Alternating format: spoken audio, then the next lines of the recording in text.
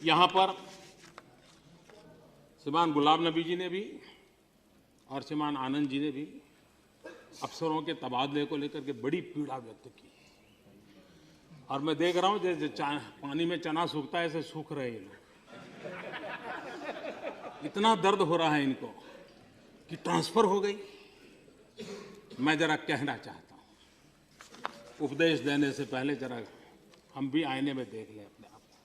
2004 में आपकी सरकार बनी थी।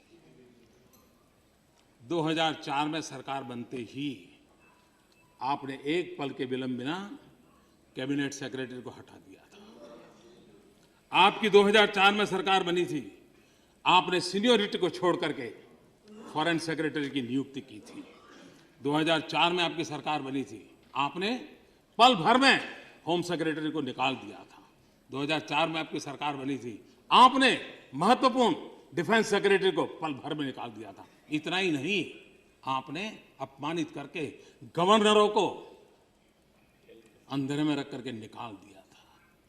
हमने ये काम नहीं किया। और गुलाम नबी जी, आप तो हेल्थ मिनिस्टर, आप हेल्थ मिनिस्टर थे जब आप ही के विभाग का एक सेक्रेटरी पोलियो के लिए यूएन का सम्मान प्राप्त कर रहा था।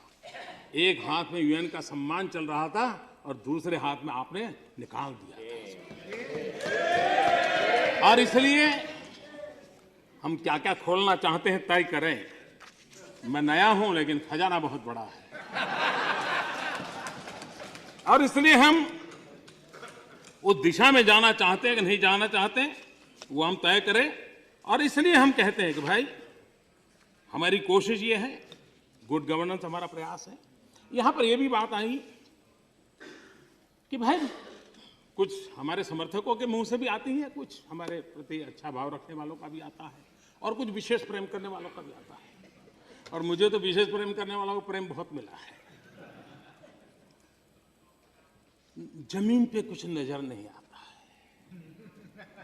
मोदी जी की बात तो बहुत अच्छी है, मोदी जी सोचते अच्छा है, लेकिन जमीन पर कुछ नजर नहीं आता है। मैं अपने साथियों को कहना चाहता हूं, अब लंबे अरसे तक सत्ता में रहे और सत्ता का एक नशा होता है, भगवान करे हम बच जाएं। और जब सत्ता का नशा होता है तब सर काफी ऊंचा रहता है और जब सर ऊंचा रहता है झुकने की आदत छूट जाती है और जब झुकने की आदत छूट जाती है तब जमीन दिखती नहीं।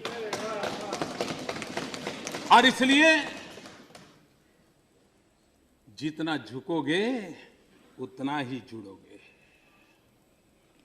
और इसलिए मैं जो जमीन की बात पूछना चाहते हैं उनको कहना चाहता हूं, काम कैसे होता है।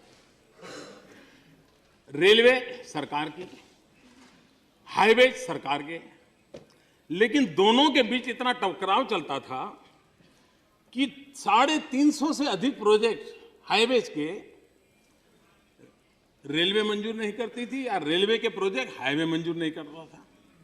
किसी को रोड क्रॉस करके रेल ले जानी है और किसी को रेल क्रॉस करके हाईब्रिज ओवरब्रिज बनाना है। 350 और कई सालों से हम आए, हमारे ध्यान में आया, हमने दोनों डिपार्टमेंट को बिठाया, साइलो को खत्म किया, दोनों के बीच एमओयू किया और मुझे आज खुशी है इसका ऑनलाइन पोर्टल बना है, ऑनलाइन क्लियरेंस दिया जाता है। 350 सालों से अटके हुए सारे प्रोजेक्ट क्लियर हो गए दोनों डिपार्टमेंट में और कोई भी प्रपोजल आएगी 60 दिन में क्लियर करना तय कर दिया गया।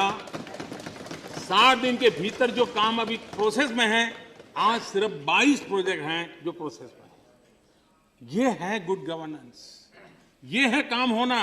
आप देखिए, मैं जरा आपको हिसाब देता हूं जमीन पे क्या होता है। 2000 यूपीए के समय की मैं बात करता हूं, पर डे 7.4 किलोमीटर का हाईवे का अवार्ड होते थे और 5.2 किलोमीटर पर डे अचीव होता था। हमारे 9 महीने का हिसाब दे रहा हूं जी, आनंद जी, हम पर डे 18 किलोमीटर का अवार्ड देते हैं और अब तक का रिपोर्ट है 10.1 किलोमीटर पर डे हम अचीव करते हैं। डबल काम कैसे चलता है, सरकार नीचे जमीन पर कैसे दौड़ती है। Railway 2013-14 new line and UPA 390 kilometres, new line 9 man